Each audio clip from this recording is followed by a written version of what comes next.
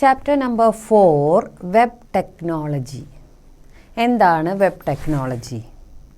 നമ്മൾ വെബ് എന്ന വാക്ക് ഉദ്ദേശിക്കുന്നത് വെബ്സൈറ്റ് എന്ന് തന്നെയാണ്.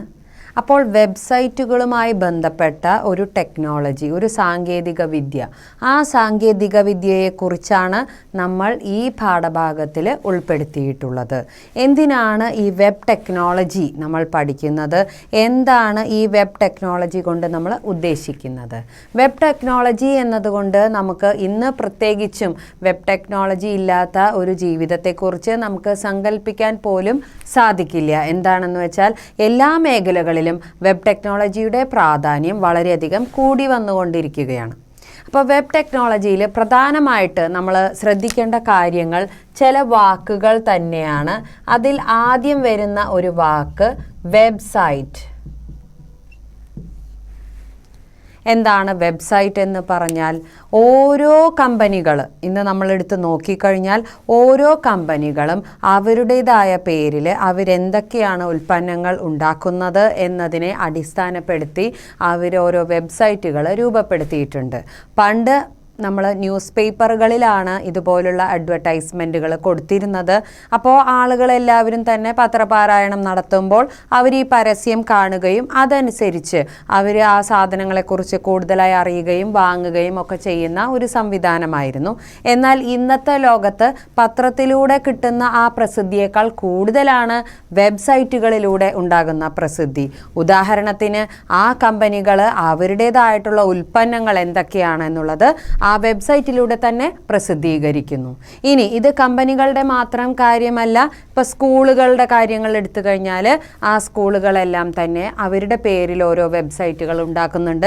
എന്തിനാണെന്ന് വെച്ചാൽ ആ സ്കൂളിനെ കുറിച്ചുള്ള പ്രസിദ്ധിയും അവർ ചെയ്യുന്നതായിട്ടുള്ള പ്രവർത്തനങ്ങൾ എന്തൊക്കെയാണ് എന്നുള്ളത് എല്ലാ പൊതുജനങ്ങൾക്കും അറിവിലേക്കായിട്ട്, അല്ലാതെ പത്രത്തിൽ മാത്രം ഒരു പരസ്യം ചെയ്തതുകൊണ്ട് ഉണ്ടാകുന്ന ആ ഒരു കവറേജിനെക്കാട്ടിലും വളരെ കൂടുതലാണ് ഒരു വെബ്സൈറ്റിലൂടെ അവർക്ക് ലഭിക്കുന്നത്.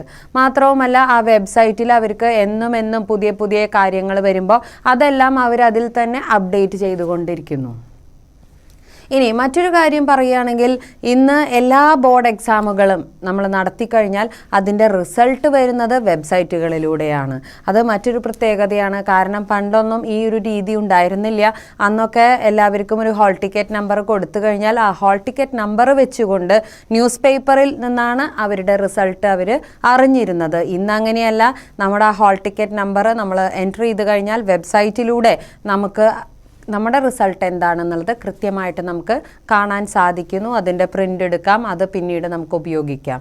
ഇങ്ങനെയുള്ള ഒരുപാട്. അപ്പോൾ എങ്ങനെയാണ് ആ ഒരു സാങ്കേതിക വിദ്യ നമുക്ക് ലഭിക്കുന്നത്? എന്താണ് അതിൻ്റെ പിന്നിലുള്ള ഒരു പ്രവർത്തനം?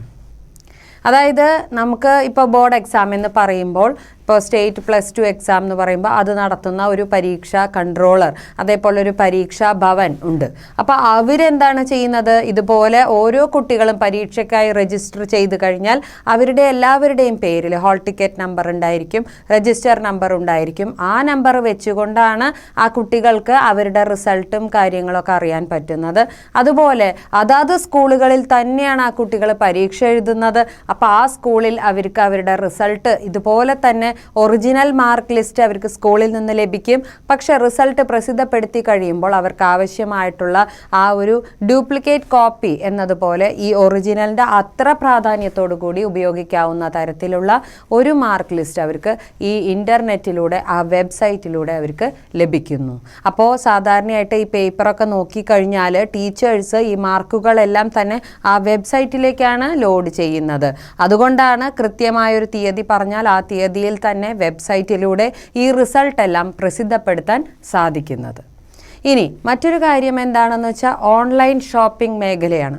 ഓൺലൈൻ ഷോപ്പിംഗ് മേഖലയിലാണെങ്കിൽ നമുക്ക് എവിടെ ഇരുന്നാലും നമുക്ക് ഇഷ്ടമുള്ള സാധനങ്ങളെല്ലാം വെബ്സൈറ്റുകളിലൂടെ അല്ലെങ്കിൽ മൊബൈൽ ആപ്പുകളിലൂടെ നമുക്ക് കാണാനും അതെല്ലാം നമുക്ക് വാങ്ങാനും നമ്മുടെ വീട്ടിലേക്ക് അത് എത്തിച്ചു തരാനുമുള്ള സംവിധാനങ്ങൾ ലഭ്യമാണ്. ഇതെല്ലാം വെബ് ടെക്നോളജിയുടെ ഭാഗമായി സംഭവിച്ചിട്ടുള്ളതാണ്. അപ്പോൾ എന്താണ്?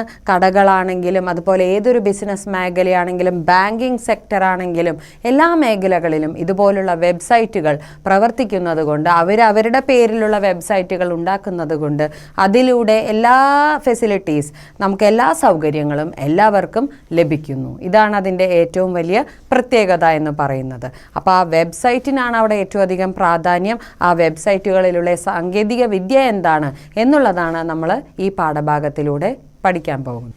അടുത്തതായി ഈ വെബ് പേജസ് എങ്ങനെയാണ് നമ്മൾ ഉണ്ടാക്കുന്നത്? കാരണം വെബ്സൈറ്റ് എന്ന് പറയുമ്പോൾ അതിൽ നമുക്ക് ഒരുപാട് വെബ് പേജസ് വേണം.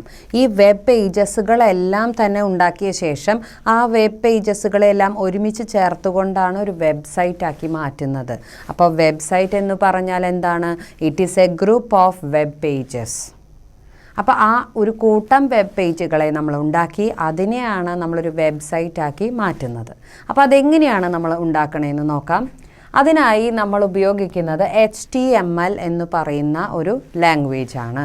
എന്താണ് HTML? നമുക്ക് വെബ് പേജസുകൾ ഉണ്ടാക്കുന്നതിന് വേണ്ടി ഉപയോഗിക്കുന്നു. ഓരോന്നിനും ഉപയോഗിക്കുന്നതിനായിട്ട് ഓരോ പ്രത്യേകമായിട്ടുള്ള ലാംഗ്വേജുകളുണ്ട്.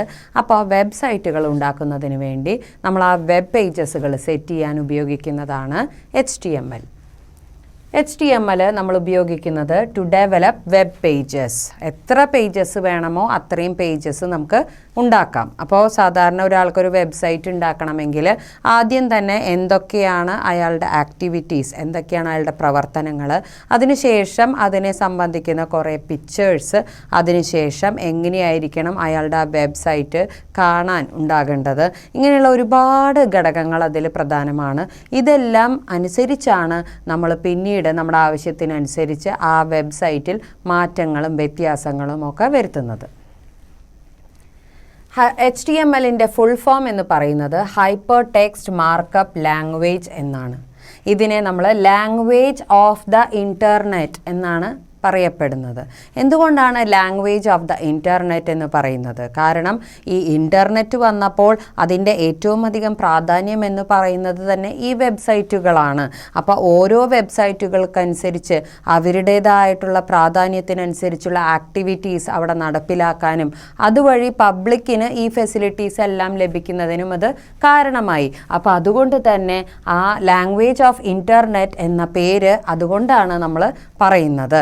അപ്പോൾ ആ ലാംഗ്വേജ് ഓഫ് ദ ഇൻ്റർനെറ്റ് എന്ന് വന്നതുകൊണ്ട് നമുക്ക് അവിടെ ആ ഇൻ്റർനെറ്റിലൂടെ നമുക്ക് എന്തെല്ലാം ഫെസിലിറ്റീസ് ആണോ വേണ്ടത് അതെല്ലാം നമുക്കിവിടെ ലഭ്യമാണ് എന്നുള്ളതാണ് അതിൻ്റെ പ്രത്യേകത.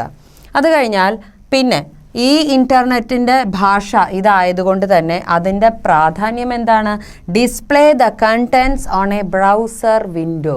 എപ്പോഴും ഇൻ്റർനെറ്റ് യൂസ് ചെയ്യുമ്പോൾ നമുക്ക് ആ വെബ്സൈറ്റ് എവിടെയാണ് നമ്മളത് ഓപ്പൺ ആക്കുന്നത്? ഒരു ബ്രൗസറിലാണ്. എന്താണ് ഒരു ബ്രൗസർ? ബ്രൗസർ എന്ന് പറയുന്നത് ഒരു സോഫ്റ്റ്വെയർ പ്രോഗ്രാം തന്നെയാണ്. അതായത് നമുക്ക് എവിടെയാണ് ഈ വെബ്സൈറ്റൊക്കെ ഓപ്പണായി വരുന്നത്, ആ ഓപ്പണായി വരുന്നതാണ് ബ്രൗസർ എന്ന് പറയുന്നത്. ആ ബ്രൗസറിലൂടെയാണ് എന്തുണ്ടാകുന്നത്? നമുക്ക് നമ്മുടെ കണ്ടൻസ് എന്താണ് ആ വെബ്സൈറ്റിലുള്ള കണ്ടൻസ് നമുക്ക് ഡിസ്പ്ലേ ആകുന്നത് ബ്രൗസറിലൂടെയാണ്. ഒരുപാട് ബ്രൗസേഴ്സ് നമുക്ക് ഇന്ന് അവൈലബിൾ ആണ്. ഉദാഹരണത്തിന് ഗൂഗിൾ ക്രോം, മോസില്ല, ഒപ്പേറ, ഇങ്ങനെ ഒരുപാട് ബ്രൗസേഴ്സ് ഉണ്ട്. ഏത് ബ്രൗസറിനെ വേണമെങ്കിലും നമുക്ക് ഉപയോഗിക്കാം. ഇനി ഇത് തന്നെയാണ് നമ്മൾ മൊബൈലിൽ ഉപയോഗിക്കുമ്പോൾ എന്തായി മാറുന്നു? ഇതുപോലെ ബ്രൗസറൊക്കെ അവിടെയുമുണ്ട്. അതുപോലെ തന്നെ വെബ്സൈറ്റുകൾ ആക്സസ് ചെയ്യാനായിട്ടും നമുക്ക് മൊബൈലിലൂടെ സാധിക്കുന്നു.